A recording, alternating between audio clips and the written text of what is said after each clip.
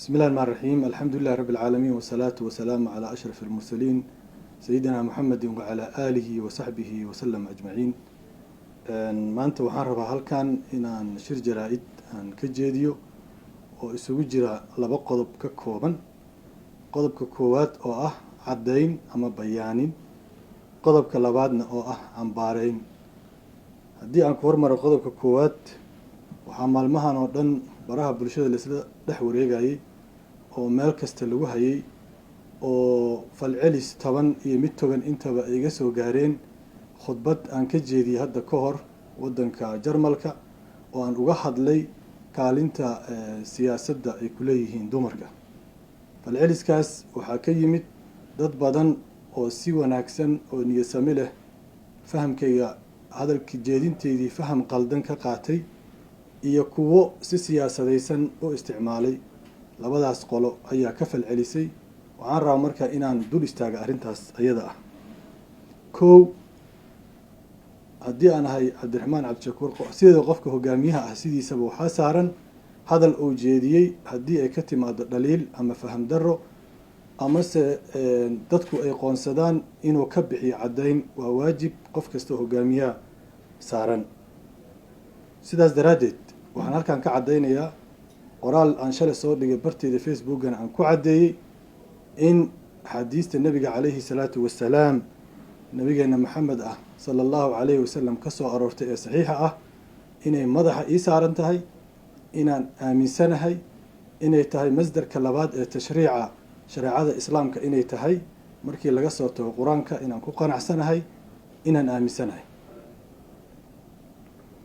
labo, inuusan jirin xadiis mucayan ah oo saxiix ah ama xadiiska la isla dhex maray ee nabiga laga wariyey oo abi saciid alqudriy uu ka wariyey inaan aaminsanahay inuu yahay xadiis saxiix ah sidoo ugu soo arooray sunanta saxiixan aan u aaminsanahay yahayna xadiis saxiix ah oo aan aaminsanahay oo aanan wax dooda ama wax inkiraada ama wax murana ama wax shakiya oo iga jirin. laakiin khudbadeyda waxaan uga hadlay ay ahayd fahamka ama fasiraadda laga qaatay xadiiska oo la leeyahay dumarka caqligooda iyo diintooda ayaa nuqsaan ah. fasiraaddaasna aniga uguma horreynin, culamo badan oo islaamka ah ayaa u fasirtay siduu nebiga calayhi salaatu salaam ula jeeday oo ahayd inuusan marna nebiga u jeedin in uu gabdhaha muslimka ah ama dumarkaba guud ahaan inuu xaqiro diintooda iyo caqligooda.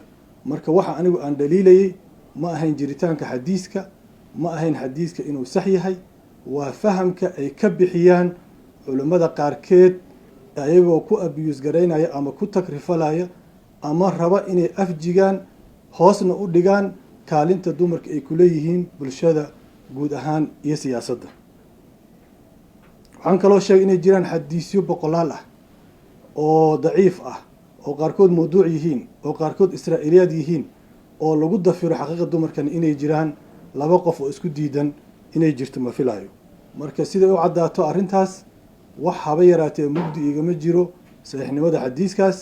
waxaanse dooda ka keenay waa sida ma loo fasirayo iyo macnihiisa ee loogu awood sheeganayo ama loogu takrifalayo haweenkeenna muslimka ah. taas waa midda aan caddaynayo oo qof kasta oo arrintaas mugdi ka galay oo dadka Soomaaliyeed meel kasta ay joogaan, inta niyadda fiican iyo inta niyadda san, mowqifkaas waa mowqif cad, ku noqoshana ma laha, waana muuqataa. mowqifkaygana waan ka caddiyay arrintaas. waxaan u gudagelayaa qaybta cambaareynta. waxaan arkay baraha bulshada dad ka falceliyey arrinkaygii ama hadalkii la wareejiyey ee sida xun loo fasiray. dadkaas waxay isugu jiraan laba nooc, laba qolo oo culummo sheegata. culummo sidoodaba argagixiso ah oo aaminsan dadka muslimka dhiiggooda inuu bannaan yahay, in la gaalaysiiyo, in la dilo, taariikhdoodana ay caddahay, meelna ay taallo oo aysan mugdi ku jirin.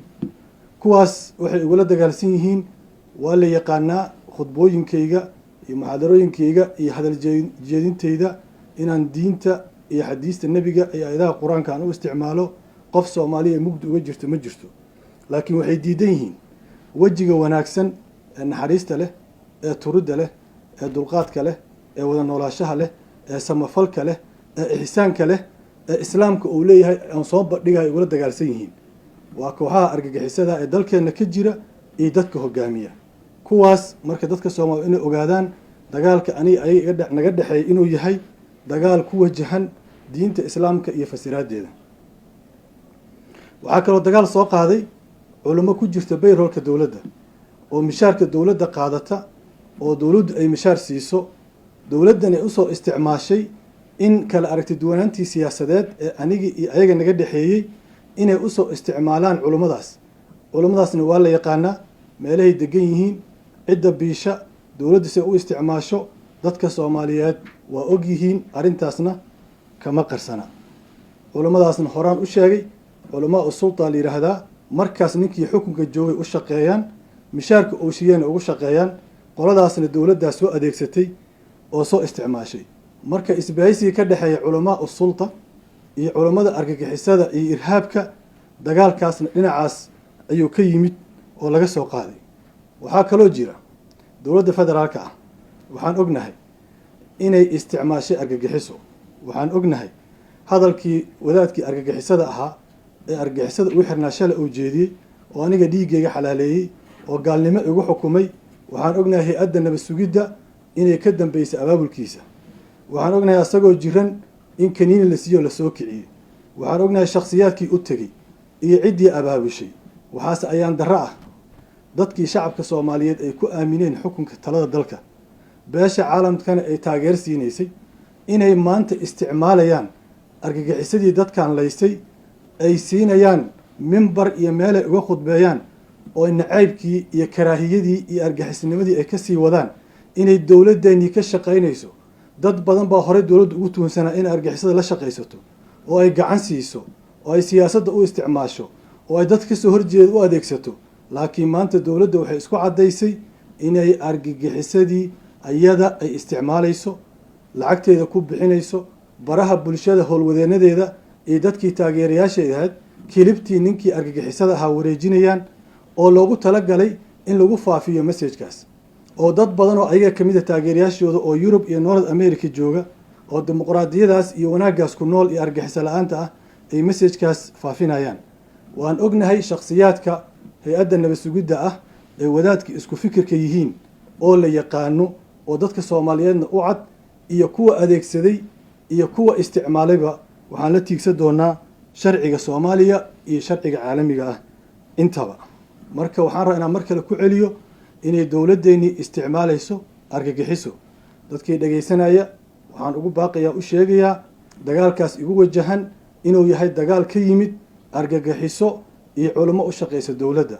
anigu waxaan ahay nin ku jira tartanka siyaasadeed ee Soomaaliya, hogaamiye xisbi ah, ma ihi nin isla weyn, ma ihi nin kibir badan, ma ihi nin taladii loo soo jeediyo diidan.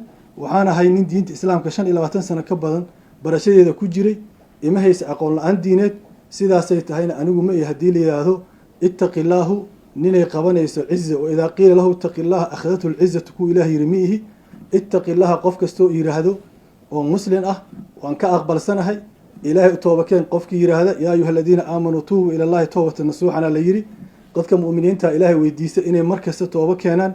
nabigaa yidhi calayhi salaatu wasalaam, maalintii waxaan toobo keenaa 100 jeer ka badan ee toobo keena. wax dhibaato iguma hayso inaan tawaaduco oo dadkayga aan usoo dego, laakiin dadkayga waa inay kala gartaan cidda aan isdirirsannahay oo argagixisaday culamaa sultada ah iyo dowladdiioo labadii soo isticmaashay oo waddo kasta ay doonayaan inay igu caburiyaan, sumcaddayda ku dilaan, ay igu dhaameej gareeyaan, ay dhibaato igu geystaan maraya. iyo inaan kala ogaano maaragtay xaqa iyo wanaagga iyo baadilka aan kala ogaano. waxaan ugu dambeyntii sheegayaa fadwadaas oo soo saaray wadaadkaas argagixisada ah, maadaama dowladda ay faasiliteed garaysay oo ayada ay fududaysay, wax diidaya ma laha inay berri soo abaabusho dilkayga aniga, iyadoo dhahaysana fadwada ninkaasaa lagu dilay. sidii shalay dhacday oo wadaadkii suufiga ahaa kaalkacyo lagu dilay, fadwo ka timid culamaa sulta ayaa wadaadkaas lagu dilay. waxa dilayna shabaabay ahaayeen. shabaabka iyo kuwa meesha joogana waa isla shaqeeyaan. mas-uuliyadda dowladda ayadaa qaadaysa, ayadaana ka mas-uula wixii dhib soo gaaraa hoggaanka xisbiga wadajir iyo aniga shakhsiyan. wasalaamu calaykum waraxmat ullaahi wabarakaatu.